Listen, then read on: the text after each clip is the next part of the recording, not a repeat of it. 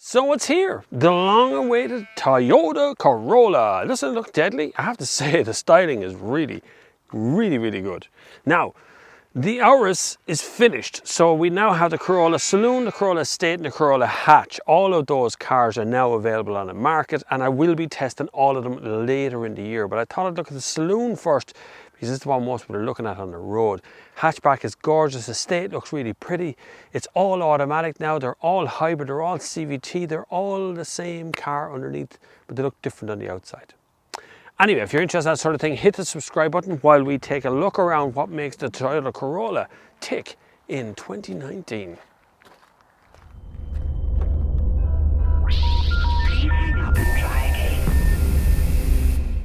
Okay, so door dings and stuff are fairly typical Toyota over the years. A little bit clangy, but that's actually an okay thud. But the door handle on the outside is quite tinny feeling, but I think that's down to lightness. It's kind of something I expected with Toyota as well.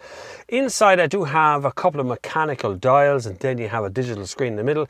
Then you have this plonked on top of the dashboard sort of thing that looks like it's supposed to plug in there. Not a big fan of that. And funny enough, when I'm sitting on this side of the car, it appears to be canted towards the passenger. I get a lot of reflections around the side of that from the windows and everything. So it's a weird one. You kind of find yourself doing this to see what's on the screen. We'll come back to that in a minute. Physical controls here for the air conditioning, very important. Heated seat buttons are low and high on both sides here. Then there's this convenient little tray in here that would take, I say, iPhone 10 size, kind of Galaxy S8, 9, any of those ones up there. That size phone will fit in there easy enough. USB port is plonked into a funny spot with an aux connector beside it. It's a weird place, but it does make it quite convenient because the cable can be put anywhere pretty much in the car. Below that is the drive mode. I haven't bothered to touch, to be honest with you, it's just been that efficient. EV mode right beside that. Then you have a standard sort of automatic gearbox handle. PN or D, but B is also there, which is engine braking or regenerative braking, or, you know, it adds to the power of the battery. Then you have a hill hold and a park and brake piano. Two convenient cup holders which can take a bottle that size easily. There's one of those cup holders in the door as well, easily takes the bottle. And then behind that you have a little cubby hole with another USB port in it and a 12-volt socket. Now there's nothing to stop this just falling forward, so it does make quite a clang when you drop it closed. It's a convenient thing, but it's a clangy thing. Glove box is over here as well, which is a very decent sized glove box. The interior itself is actually, it's nice. I like the two-tone. I do enjoy that black and white at the bottom. That side of the dashboard does intrude a lot into the passenger space. I'm not sure why they did that. It really does poke into the passenger space, restricting a bit of space here. Seats are really comfortable, very comfortable here. So we start it up now. The start button's over here, and as you can hear, it doesn't make any engine noise because it's a hybrid, and so it's all done very quietly, very gently. When it starts up, nothing much happens. It just starts to blow some air in the fans, and the touchscreen starts up. The system is very usable, right? So I know this is going to cause everybody to go, but it has no Apple CarPlay or Google Android or Android Auto. No, it doesn't. You're right. It doesn't have those built in. But what is there works, and works every single time. The stuff that's involved in the actual system is working every time I use it. Some inconvenient things. Map. When you go into map and it showed up wide like this, and then you press north up, so you want to see where you're going in the direction of travel, and then you go, right, I'm going to go home and change the channel. So you go home, you're top down again. It just flips back to top down every time. And then you click map again and go right here, but then when I go here, it's still top down. It's a simple thing, I suppose. I'm sure there's a software fix for that. Audio is here, menu and home, and then channel track, phone and setup. Phone is connected by Bluetooth. Everything's connected by Bluetooth. There is a wired charger here for USB. It works fine. As an infotainment system, it's basic, but it works, and it works very well, and it does give you some good feedback on your fuel economy, which I will mention at this point. So the fuel economy of this car, if that can be even remotely believed, is 4.7 litres per 100 kilometres. How did that happen? Honest to God, that's probably the best fuel economy I've gotten all year from an internal combustion engine. 4.7 litres per 100 kilometres. That's amazing energy saving at all times. Now I do find the car does go into hybrid mode at motorway speeds. Just all of a sudden it'll drop away and it works perfectly. So it's massively impressive Toyota, I have to say. Not the best interior I've sat in from a Toyota, that still goes to the Camry, but I still like it. I just don't like the way the whole dashboard sort of intrudes back. If you're a larger person, you're going to find it a bit small in here, I think. But that said, it's a lovely place to be, and I have quite a soft spot for little Corolla, but we're going to have a check and see if the back seat is as tight as the front seat. Come on, let's have a look. Okay, back seat. Now, space is definitely not at a premium. Good fist room there between me and the seat in front. The bench is a tiny bit flat, I have to say, so it feels like I'd slide from one side to the other, pretty handy. But I do have an armrest in the middle, but it's a flop one. It just flops all the way to the bottom. Like it should stop about there. I'd like it to stop there. It's just me. There's no ski loader through this. I have two air vents in the back, but they're not controllable. You don't turn them on or off. And I will say the worst part of the back is how dark it is. It's pretty dark back here.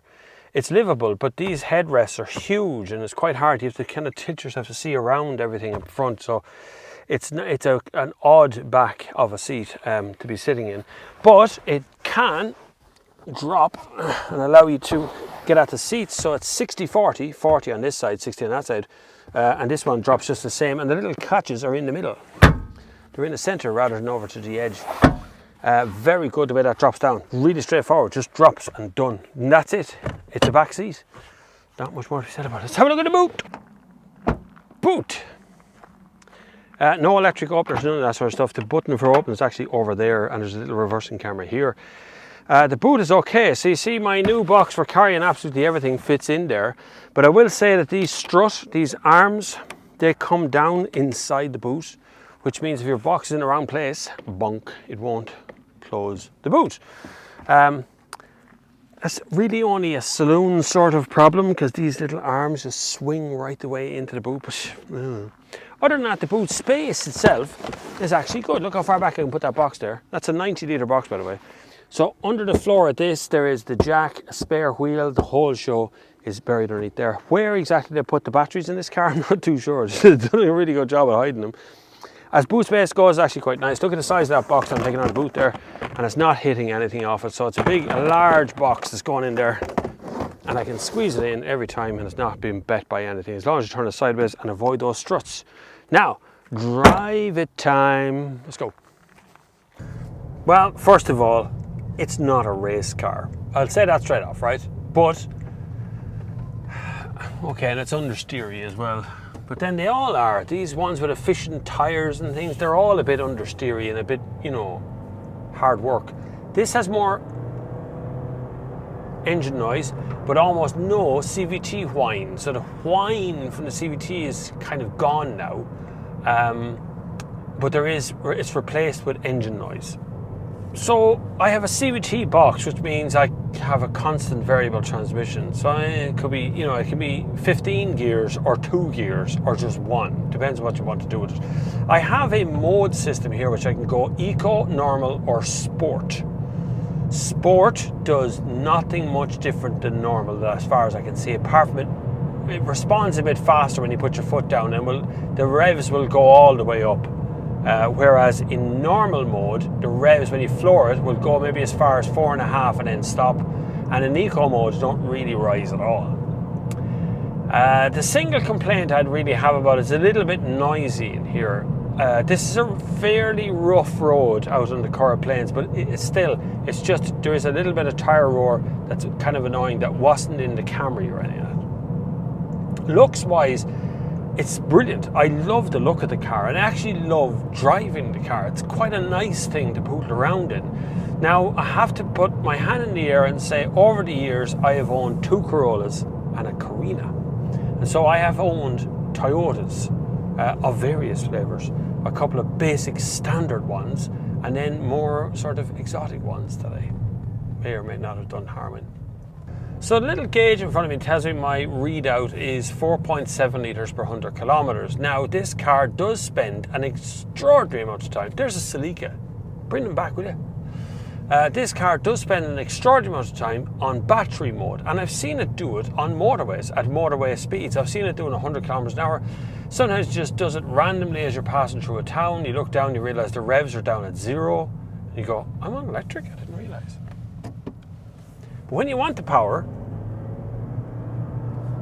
it's there. It's not fast in that torquey sense of things, but the quickness of it is there still. Now the big difference here is that I can infinitely travel so long as I can find a petrol station. I don't have to stop really. I'll have like a 10-minute splash and dash and then I'm off again for another 1,000 kilometers or so on a tank of fuel. That's really efficient. What would annoy me is the shape of the dashboard. I'm not a big fan of that sort of sticky out bit that's there, and you know, there's a few little bits that kind of annoy me that would put me off being an actual purchaser of the car, but it's bloody close to that nostalgia level that I really appreciate in what Toyota does, that slow graduation of things. And everything in here feels like it will work exactly the same way as it works now, 10 years from now. And there won't be a smallest change. Toyota have a lot going on at the moment. I know they've talked quite extensively about their hydrogen offering and, you know, about not having any diesels. Now the government in Ireland are currently looking and about to completely torpedo the car industry again. We're going to be back in a situation where they want to change how hybrids are measured for CO2 and for NOx. I think that might just hurt Toyota. The Corolla puts Toyota back where Toyota should be. Honest family cars. Honest machines that we know and love and understand and can get used to very easy. You won't feel bad if you're young driving one, and you won't feel bad if you're a mature person driving one. It's just an honest car. And that's very much appreciated because there isn't that many honest cars around these days. They're all trying to pull the wool over your eyes with diesel emissions or taxes or whatever it is. And this one feels pretty honest. Would I buy it? I think I'd probably stump up a little bit more and get a Camry if it's not sold out. But yes, you know what? It really would factor into it. It has to. It's a very practical 4-seat, 4-door saloon, 5-door hatch. There's an estate version. It's just a good, honest car. So I kind of like it in that respect. It's not pretending to be anything else. It's just an ordinary car for a family. Well, thank you very much for watching. Hopefully you have subscribed to this point and you have learned all you need to know about the Toyota Corolla. If you have any questions, you can leave them in the comments. I tend to answer all the comments as much as I possibly can. There's a bit too many these days, but I get there. But until next time, I will see you on the far side.